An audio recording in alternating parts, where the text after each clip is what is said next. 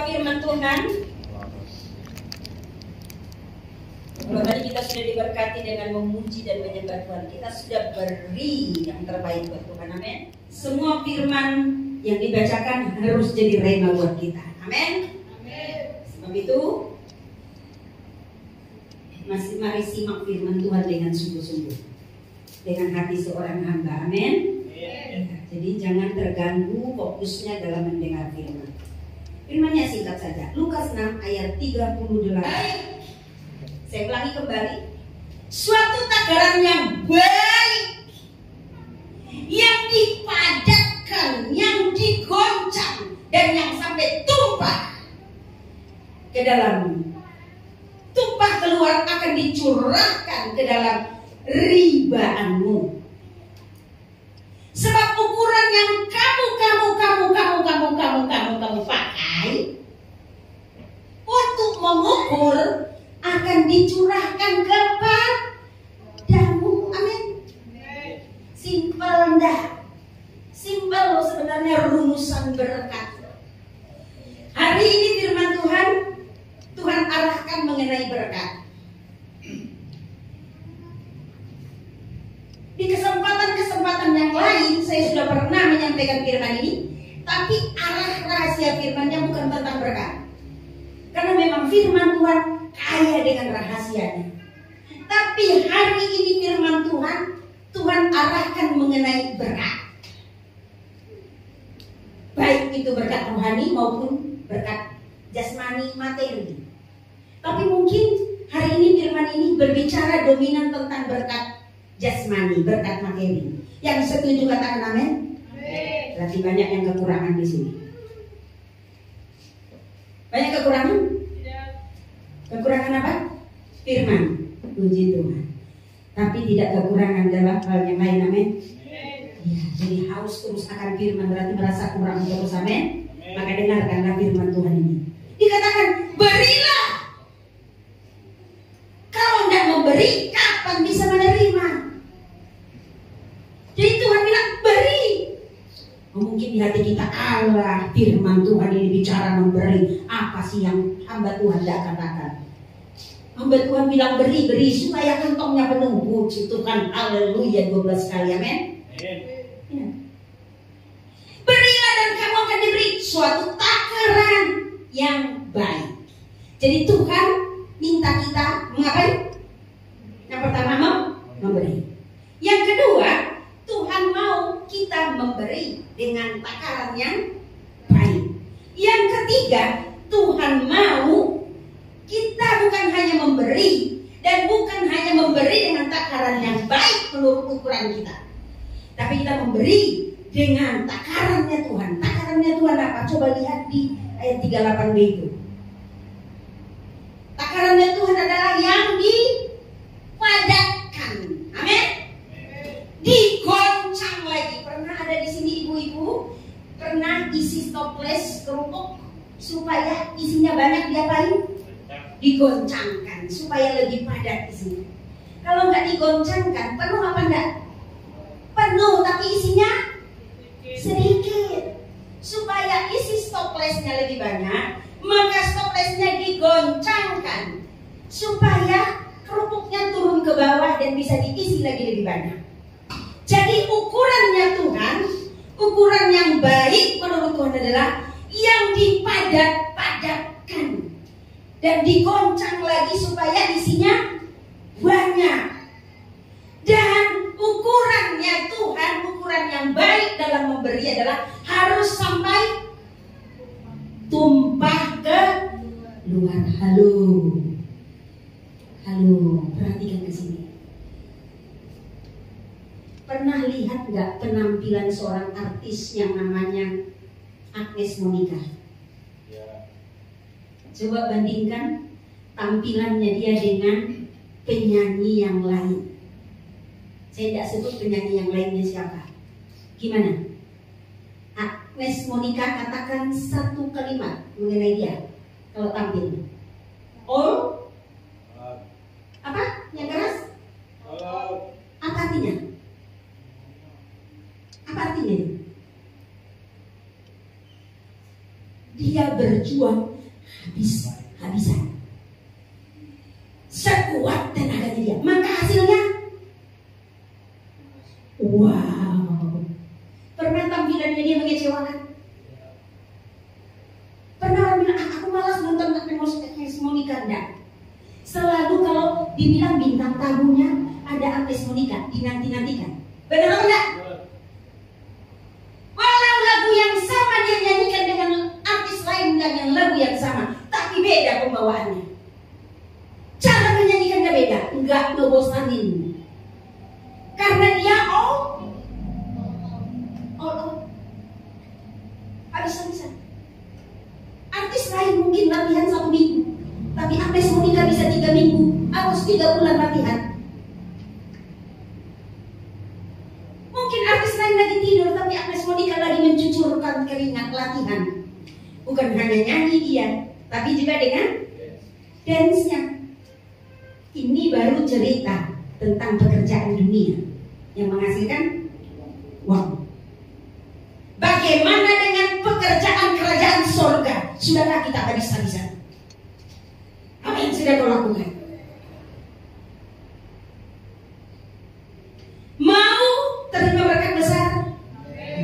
Hari ini Tuhan bicara tentang berkat. Mau terima cuan, uang berkat besar? Kata Tuhan, harus 1, memberi. Yang kedua, memberi dengan takaran yang baik. Yang ketiga, memberi dengan takarannya Tuhan. Berarti naik level ya. Yang pertama, level pertama adalah memberi. Yang kedua, jangan hanya memberi, tapi memakai takaran yang baik. Menurutku selama ini takaranmu udah baik, harus naik level. Jangan pakai takaranmu lagi, tapi takarannya Tuhan. Takarannya Tuhan apa? Padat. Amin. Takarannya Tuhan gimana? Goncang. Artinya digoncang apa? Butuh pengorbanan. Digoncang. Takarannya Tuhan apa lagi? Harus sampai tumpah keluar. Artinya pemberianmu harus maksimal. Itu baru takarannya Tuhan. Harus mengandung pengorbanan.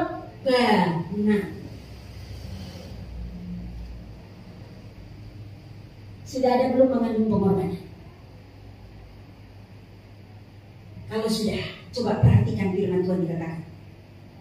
Yang dipadatkan, yang digoncangkan, yang tumpah keluar akan dicurahkan ke dalam ribaan. Apa arti ribaanmu? Halo? Mana? Saya mau lihat kantongmu berapa besarnya. Halo? Saya mau lihat dompetmu besarnya seberapa. Saya mau lihat rekeningmu masih berfungsi apa enggak. Jangan-jangan sudah lama enggak diisi. Jadi udah sampai di apa namanya kalau di bank? Ditutup ya rekeningnya karena sudah habis, nggak ada isinya. Mau potong adminnya nggak ada lagi, ditutup. Kalau begitu masih bisa diisi nggak? Masih bisa diisi nggak? Halo, saudaraku yang dikasih Tuhan, firman Tuhan hari ini singkat. Mungkin sekitar 10 atau 5 menit lagi saya akhiri penyampaian firman ini. Tapi coba simak ke sini. Perhatikan baik-baik. Jangan sampai rekening surgamu sudah ditutup. Karena selama ini engkau memberi tidak maksimal. Saya kasih satu kesaksian. Dulu satu anak Tuhan namanya Agus, orang Timur. Saudaraku, kalau engkau dengar kesaksian ini, bagikan kembali ke yang lain. Dia seorang anak Tuhan, lulusan SMP, paling rajin di gereja. Ketika bertemu dengan saya, dia udah usianya lebih tua dari saya, 2 atau 3 tahun. Kira-kira 29 atau 30 tahun dia. Tapi rajinnya luar biasa. Luar biasa. Dia berusaha sebelum jemaat Tuhan datang, semua sudah beres. Ditata kursi dengan rapi, bersih sebersih-bersihnya. Saya biasa kalau sore, ibadah sore kan ibadahnya pagi, siang, pagi jam 7 sama siang jam 10 dan sore jam 4. Kalau sore saya datang lebih awal karena saya harus mengajar para remaja di bawah. Setengah jam sebelum ibadah, para remaja sudah harus pulang. Setelah para remaja pulang, saya naik ke atas. Saya melihat dia dilap satu persatu. Saya bilang, Agus, apa yang kamu lakukan itu? Tadi sebelum saya ngajar, kamu sudah bersih-bersih. Ini kenapa lagi dibersihkan? Dia bilang, saya mau umat Tuhan duduk di kursi yang sebersih-bersihnya. Dan dia selalu saya lihat melakukannya seperti di balik layar, tidak pernah pamer sama sekali. Terus dia tahu setiap hari Sabtu ada doa puasa, dia harus datang lebih awal. Dia pergi ke dapur sekretariat, cuci piring semuanya, padahal piring itu dalam keadaan bersih. Dicuci sebersih-bersihnya, dilap semuanya, dan dia persiapkan semuanya. Dan dia tanya saya, sering dia nanya saya, Bu, konsumsi siapa? Nanti kalau saya tahu, kasih tahu ke dia. Dia tanya nomor teleponnya siapa, dia hubungi, dia katakan, Bu, ada yang bisa saya bantu? Oh, tolong ke sini ke rumah saya, angkat dulu, ini sudah matang semua diangkat. Dia kata di meja makan semuanya, di meja untuk hamba-hamba Tuhan doa puasa kan setiap habis doa puasa kan makan bersama. Dia siapkan semuanya. Orang sudah pulang gereja, dia masih cuci piring, dia masih ngepel. Terkadang pendeta ngomong ke dia, Agus, kamu kalau mau pingin bantu ngepel bisa nanti di hari Jumat atau hari Sabtu. Sekarang udah capek kamu pulang saja. Dia tidak mau. Dia lakukan semua dengan tulus setulus-tulusnya. Dan masih bagian-bagian pekerjaan yang lain untuk pelayan pekerjaan itu dilakukan. Dia katakan apa? Saya tidak bisa, Bu, katanya saya. Saya tidak bisa memimpin pujian. Jadi saya tidak jadi pemimpin pujian. Saya tidak bisa main musik. Jadi saya tidak main musik. Saya tidak bisa khotbah. Dan saya jadi tidak khotbah. Tapi ini yang bisa saya lakukan. Saya lakukan untuk Tuhan. Saudaraku yang dikasih Tuhan, apa yang terjadi? Ternyata Tuhan menilai semua yang dilakukan oleh saudara kita ini, Agus ini. Suatu ketika ada yang mendonatur dia untuk mengambil ujian persamaan SMA. Akhirnya dia lulus. Dan ada anak Tuhan yang lainnya juga bilang ke dia, kamu nih ada nggak niat untuk kuliah? Dia ikut kuliah. Singkat cerita, akhirnya dia lulus S2. Dan saudara tahu, lalu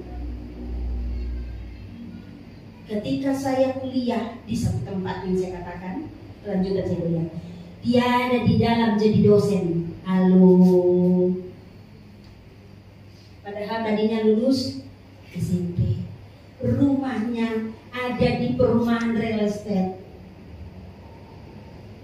Dan suatu ketika saya ketemu dengan dia, saya lihat tampilannya, wow, tampilan dari seperti pengusaha muda yang dulu disepelekan orang. Dia duduk di belakang sana, yang kadang dia pakai persembahan kolekte, terkadang tidak, karena dia tidak punya uang, karena dia hanya jadi cleaning service di salah satu mall. Karena memang lulusnya hanya SMP, itu pun karena ada yang bawa. Tetapi saudaraku yang dikasih Tuhan, apa yang dia lakukan? Pertanyaannya buat kita. Tadi bicara tentang ribaan. Ada berapa ukuran ribaanmu? Ukuran ribaanmu berapa? Karena Tuhan mengatakan Tuhan akan isi ribaanmu padat penuh sampai keluar.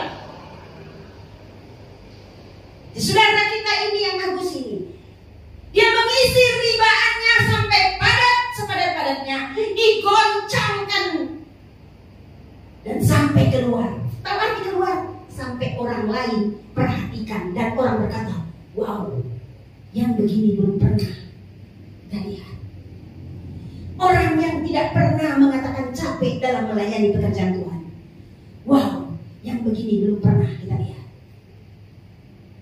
Itu sampai keluar, artinya keluar jadi kesaksian. Jadi itu yang dilakukan. Maka Tuhan mengatakan, hei kamu Agus, ribaanmu ternyata besar. Itu makanya tema firman Tuhan buat kita hari ini adalah diberkati sesuai dengan kapasitas. Berapa kapasitas dari ribaanmu? Kecilkah atau besar? Kalau kau hitung-hitungan untuk Tuhan, memberi hitung-hitungan dengan Tuhan, kata Tuhan di firman Tuhan ini, sebab ukuran yang kamu pakai untuk mengukur akan diukurkan kepadamu. Kalau kau hitung-hitungan dengan Tuhan, maka Tuhan pun katakan, berarti ribaanmu kecil.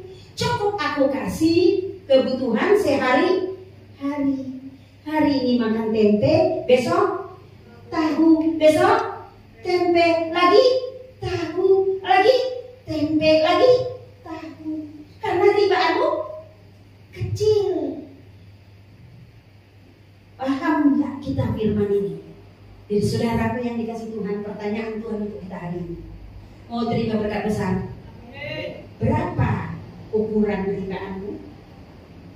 Kecilkah atau besarkah? Kalau kecil, muatannya sedikit.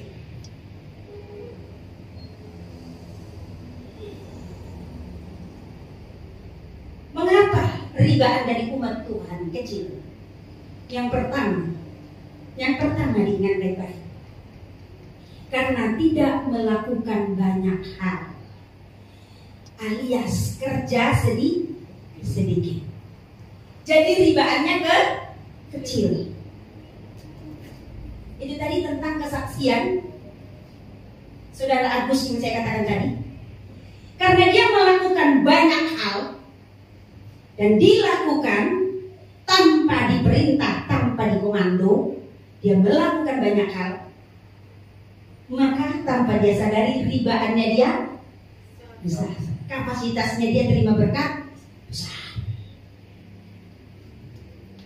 Kan di firman Tuhan kan tadi dikatakan, disuruh jalan 1 mil, iya. Disuruh jalan 2 mil, jalanlah 4 mil. Disuruh 4 mil, jalanlah, dan seterusnya. Amin. Saya di rumah saya katakan begitu. Misal ada satu benda, saya bilang, ini diangkat ini. Ayo, ini bukan di sini tempatnya. Kalau diangkat saja, terus ditaruh di meja di dapur, ditaruh saja. Saya katakan apa? Kapasitas berkatmu kecil apa besar? Kalau besar, lakukan lebih dari yang diharapkan. Amin.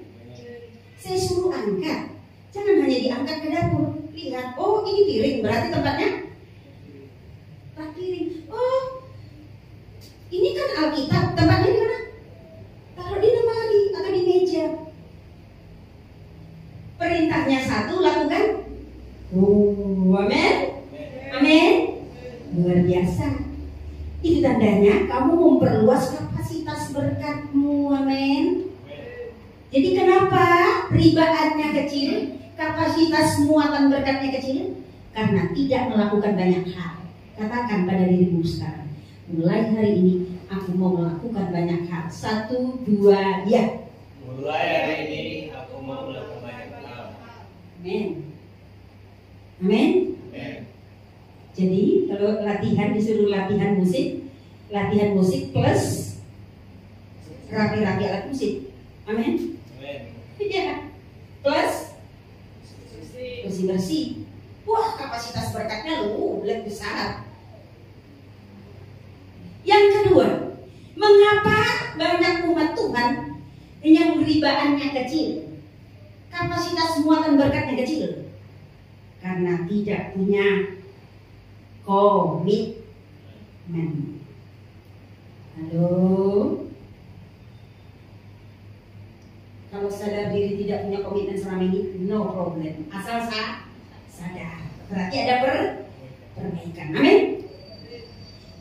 Kenapa orang tidak punya komitmen? Karena tidak punya visi dan misi.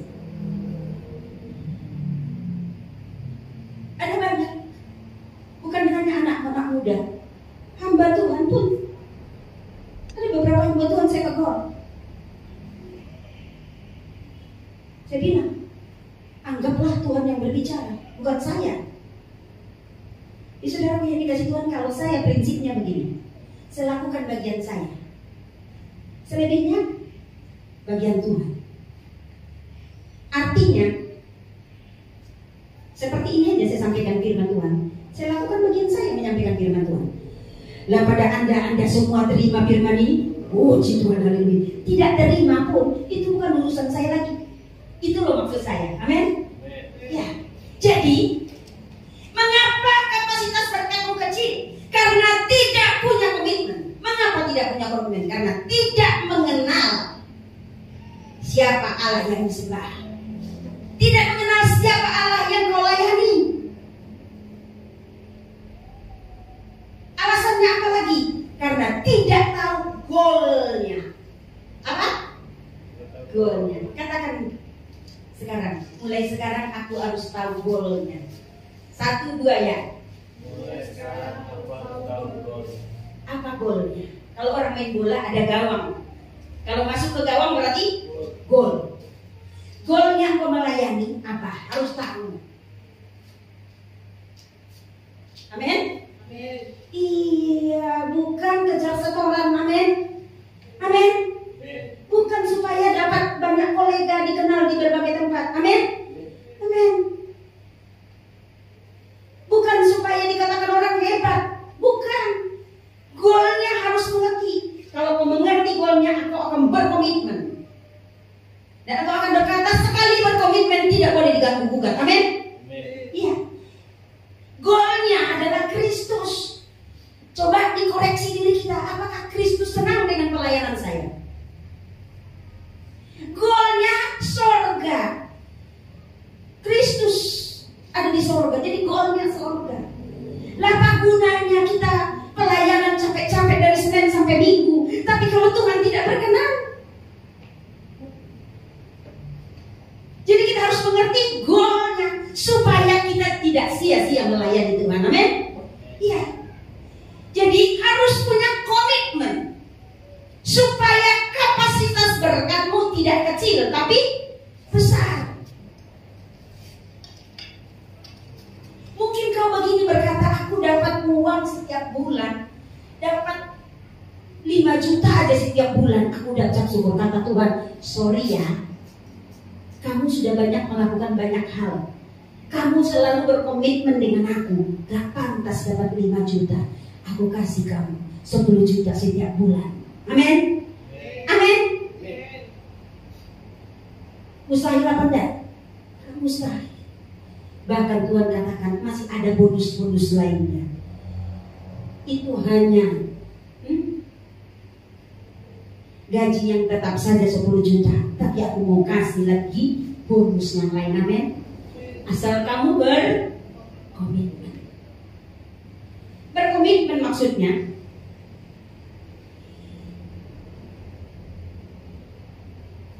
nyaman tidak nyaman keadaannya, selalu menempati janjinya dengan Tuhan. Amin. Ya. Jadi saudaraku yang dikasih Tuhan, mengapa kapasitas berkat? Kapasitas dari berkat dari anak-anak Tuhan kecil karena tidak berkomitmen. Tidak tahu kalau ada sang penilai. Siapa sang penilai? Yesus. Sekarang saja kita duduk di sini, ada di sini sekarang, Yesus sedang menilai. Siapa di sini yang hatinya sungguh-sungguh Tuhan, siapa yang tidak? Tuhan tahu. Jadi kalau kita berkomitmen, siapa yang nilai? Tuhan, bukan hamba Tuhan, bukan umat Tuhan. Jadi kalau sadar Tuhan menilai setiap saat, lakukanlah yang baik. Salah satunya tepati komitmen. Amin. Katakan, mulai hari ini aku komitmen mengutamakan Tuhan. Amin. Dan yang ketiga, mengapa ribaan dari banyak umat Tuhan kecil? Kapasitas berkatnya kecil karena tidak intim dengan Tuhan. Amin. Tidak intim dengan Tuhan. Kalau kau intim dengan Tuhan, seperti satu ilustrasi, Coba kalau lihat gunung dari jauh, besar apa kecil? Kecil. Semakin dekat, semakin dekat, semakin dekat, lihat gunungnya. Wow, ternyata Merapi besar. Saya lihat dari Jogja kecil, tapi semakin saya mendekat, semakin 5 km jaraknya, semakin 3 km jaraknya, semakin dekat, gunungnya semakin besar. Apa arti ilustrasi ini?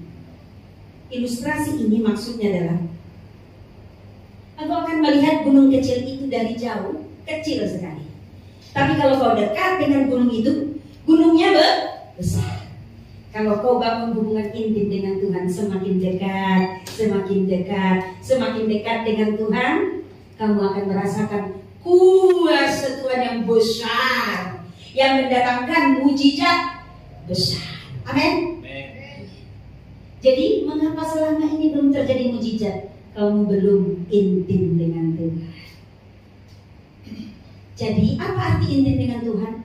Intim dengan Tuhan berarti semakin dekat, dekat, dekat, semakin dekat dengan Tuhan.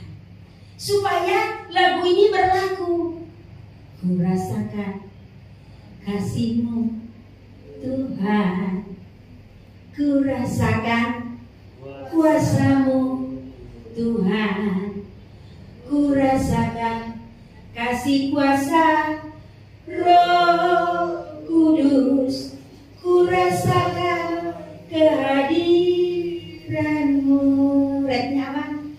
Curahkanlah kuasa-Mu Tuhan, mujizat terjadi di tempat ini. Amin. Curahkanlah kuasa-Mu Tuhan, mujizat terjadi sekarang ini. Mau terima kuasa Tuhan yang besar? Amin. Karena Tuhan kuasanya yang besar itu yang mampu mengadakan mujizat besar. Mau terima mujizat besar? Amin. Mau terima berkat besar? Amin. Intim dengan Tuhan. Apa artinya intim dengan Tuhan? Dekat dengan Tuhan supaya kau lihat kuasa Tuhan yang besar itu. Amin. Amin. Sama seperti ilustrasi saya tadi. Gunung dari jauh kecil, semakin dekat ke gunung itu, gunungnya terlihat besar. Begitu juga dengan kita. Semakin intim dengan Tuhan, semakin dekat dengan Tuhan, semakin kita merasakan kuasanya yang dahsyat dan luar biasa, yang mendatangkan mujizat. Amin. Jadi saudaraku yang dikasih Tuhan, lakukan yang 3 hal tadi, supaya kau punya ribaannya besar, supaya kau punya kapasitas muatan berkatnya besar. Mulai hari ini, siapkan kapasitasmu untuk terima berkat besar. Amin. Amin. Jangan seperti ibu-ibu zaman dulu, kalau pergi ke pesta bawa kantong yang besar untuk bungkus makanan. Bukan, tapi bawa ribaanmu kepada Tuhan. Tuhan, ini ribaanku. Aku lupa tadi bawa dompet. Tadi mau kasih contoh itu supaya sekalian diisi gitu. Tuhan, ini kantongku besar, oh Tuhan, ayo isi yang banyak. Ini lagi Tuhan, kantongnya isi yang banyak. Ini dompetku Tuhan kosong, tapi dompetnya besar, isi yang banyak. Rekening Tuhan, aku sudah buka nomor rekening baru, isi yang banyak Tuhan. Amin. Amin. Bisa? Bisa. Asal lakukan 3 hal. Apa itu yang 3 hal? Catat di hatimu. Mau catat di kertas boleh, tetapi yang paling utama catat di hatimu. Yang pertama adalah lakukan banyak hal sebanyak-banyaknya. Amin. Untuk Tuhan. Lakukan sebanyak mungkin. Tidak peduli orang lain nganggur, tidak peduli orang lain bermalas-malasan, tapi kau katakan pada dirimu, aku mau melakukan banyak hal untuk Tuhan. Amin. Tanpa kau sadari, ribaanmu semakin diperlebar oleh Tuhan, kapasitas berkatmu semakin diperluas oleh Tuhan. Yang kedua, pegang komitmenmu mengutamakan Tuhan. Amin. Komit melayani Tuhan. Itu sama artinya kau memperbesar kapasitas muatan berkat. Walau kau melayani di gereja kecil sekalipun, walau hanya 2-3 layani. Lihat contohnya Daud. Daud hanya menggembala 2-3 ekor. Baca di firman Tuhan. Tapi dia tetap laksanakan tugas sebaik mungkin. Ketika dia pergi ke medan perang, mau menemui saudara-saudaranya bilang ke dia, "Hai Daud, ngapain kamu kesini? Kenapa kau tinggalkan kambing domba yang 2-3 ekor?" Berarti hanya sedikit. Tetapi Daud menghargainya. Dia tetap laksanakan tugasnya. Apa yang didapat Daud? Berkat raja. Berkat utama, bukan berkat sisa. Siapa yang mau berkat sisa? Tidak. Ada yang mau? Ada yang mau? Tidak. Biar saya tanya orang lain punya sisa-sisa nggak, biar dikasih ke si Anu gitu. Iya. Amin. Tidak. Ada loh umat Tuhan yang senangnya berkat sisa-sisa. Kalau diberi rasanya bahagia dia. Kalau saya, saudaraku yang dikasih Tuhan, kalau saya diberi, saya seperti nangis. Anda, harusnya saya yang memberi. Dan terus terang saya katakan kepada kita di sini, satu-satunya yang membuat hati saya sedih, bukan saya dihina, diolok, dicaci maki, dijelek-jelekkan, bukan. Satu-satunya yang membuat saya sedih dan sering membuat saya menangis adalah jawab Yosi. Kalau saya tidak bisa memberi, saya pasti nangis. Ada orang yang membutuhkan, saya tidak bisa beri, saya nangis. Karena bakat saya adalah memberi. Hobi saya adalah memberi. Talenta yang paling menyolok dan saya akan kedepankan adalah memberi. Karena buat saya hidup itu adalah karena Kristus saja sudah memberi dirinya buat kita. Memberi apa? Bukan hanya meni uang saja, memberi tenaga, pikiran, uang, waktu. Saudara yang dikasih Tuhan, mungkin sekilas saya sampaikan pelayanan di El Shaddai ini, saya memberi waktu dari Senin sampai Minggu. Selama ini dari Senin sampai Minggu, anytime, mau pagi sampai malam. Kadang melayani orang lahir baru, dari pagi sampai malam saya duduk melayani dia, sampai di sini saya peluk hati sakit karena kebanyakan duduk. Tapi saya tidak peduli. Mungkin orang lain mengatakan, mana hasilnya Bu Yuli? Hanya Kristus yang tahu. Yang penting bagian saya sudah saya lakukan. Buat saya, bukti dari keberhasilan pelayanan bukan jumlah jiwa yang hadir, no. Tapi seberapa banyak jiwa-jiwa yang dituai, yang terdaftar namanya di sorga, men. Ya. Urusan setelah terdaftar namanya di sorga, dia ibadah di tempat lain, no problem. Yang penting bagian kita sudah kita lakukan. Jadi saudara yang dikasih Tuhan, mau ribaanmu besar, bisa menampung berkat banyak, ya, punya komitmen. Nyaman tidak nyaman, tetap komitmenmu tepatnya, men. Amin. Karena untuk mendapati komitmen itu gak gampang. Saya sendiri gak gampang kok. Terkadang ada halangan, terkadang kita tidak nyaman. Tapi namanya komitmen dengan Tuhan tetap ditepati. Amin. Yang kedua, tadi komitmen. Yang ketiga, berjuanglah untuk semakin intim dengan Tuhan. Bangun hubungan pribadi dengan Tuhan. Jangan hanya pelayanan, jangan hanya kerja cari uang, tapi bangun hubunganmu dengan Tuhan. Miliki mesbah doa pribadi dan mesbah doa keluarga. Semakin dekat engkau dengan Tuhan, semakin engkau lihat kuasa-Nya yang besar. Amin. Semakin kau rasakan kuasa-Nya bekerja di dalam pekerjaanmu, kuasa-Nya bekerja di dalam dompetmu, sehingga tanpa kau sadari mujizat berkat terjadi. Amin. Mau kapasitas berkatmu menampung banyak berkat? Amin. Lakukan 3 hal tadi. Yang pertama, lakukan sebanyak mungkin untuk Tuhan. Amin. Yang kedua, miliki komitmen untuk mengutamakan Tuhan. Yang ketiga, berjuang untuk terus-menerus semakin intim dengan Tuhan. Maka terimalah berkat mujizat Tuhan. Lihatlah dalam waktu dekat, semua pergumulanmu terjawab karena Tuhan yang berjanji.